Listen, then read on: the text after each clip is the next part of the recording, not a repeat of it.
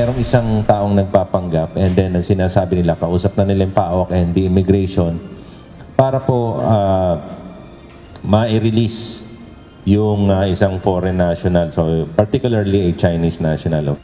Huli sa entrapment operation ng magkasamang puwersa ng Presidential Anti-Organized Crime Commission o PAOK, Criminal Investigation and Detection Group at Armed Forces of the Philippines. Ang dalawang tauhan ng JRB Travel and Consultancy Services Incorporated sa Intramuros, Manila nitong Miyerkules.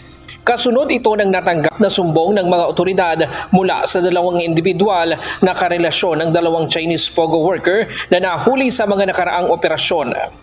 Nagpakilala umano ng mga tauhan ng PAOK ang mga suspect. Nangako na papalayain, aalisin sa immigration blacklist at pipigilang ma-deport ang kanilang mga mahal sa buhay kapalit ng malaking halaga.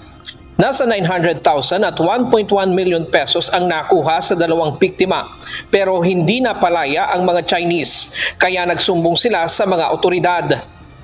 This is a travel and visa consultancy firm based in Intramuros, Manila.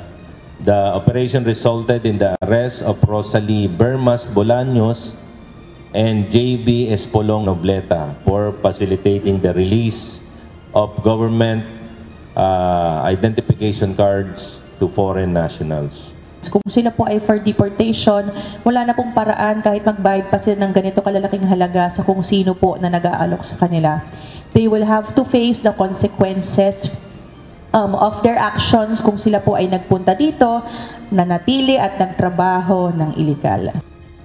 Nakuha sa kanila ang iba't ibang dokumento at IDs na inisyu ng iba't ibang sangay ng gobyerno.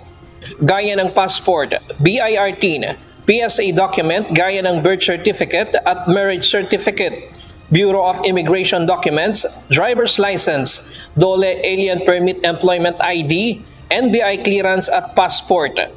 May mga dokumento din nakahalintulad sa kaso ni dismissed Banban Mayor Alice Go na ang nasa larawan ay isang foreign national pero ang pangalan sa kanyang birth certificate ay Pilipino. Lahat ng kanyang dokumento hindi kakikitaan ng pagiging peke o pwedeng sabihing authentic.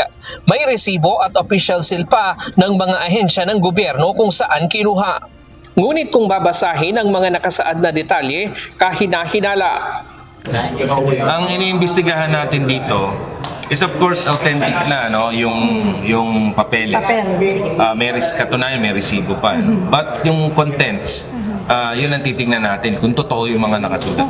Ito obvious naman kaya malakas pa ang loob nila kasi mga contacts nila sa mga agencies, not only in BI but in other agencies like PSA, sa LTO, siguro nag-i-exist pa rin. Nandun pa din. They only lied low pag mainit.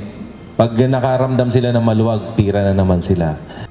Kaya makikipag-ugnayan ng PAOK sa iba't ibang ahensya ng pamahalaan para sa mas malalim na investigasyon tungkol dito. Ayon sa PAOK, noong nakaraang taon pa nila minomonitor ang grupo. Subalit, naglaylo ang mga ito nang magsagawa ng investigasyon ng Senado at naungkat ang mga peking dokumento ng mga dayuhan sa bansa. Because during that time, the Senate is already conducting investigation as to the ito nga, yung mga naglalabasan na mga PSA documents and passports bearing mga Chinese foreign nationals pero using Philippine passports. Karamihang biktima nila ay mga dayuhan at mga asawa nito, lalo na yung mga may problema sa kanilang pananatili sa Pilipinas. Ayon sa Bureau of Immigration, blacklisted din sa BI ang naturang travel agency. So they used to have an accreditation but April 2024 nakansela po ang kanilang accreditation at naban yung babaeng subject sa pagpasok po sa ating opisina because of previous violations. Natuklasin din ng PAOK na mayroon ng subpina ang isa sa mga biktima sa kasong estapa noon pang nakaraang taon. Nahaharap sa iba't ibang kaso ang mga suspect gaya ng robbery, extortion, usurpation of authority, estapa at grave coercion. Ryan Lacanlale, UNTV News and Rescue. Diyos ang aming sandigan, serbisyo publiko ang aming pinahahalagahan.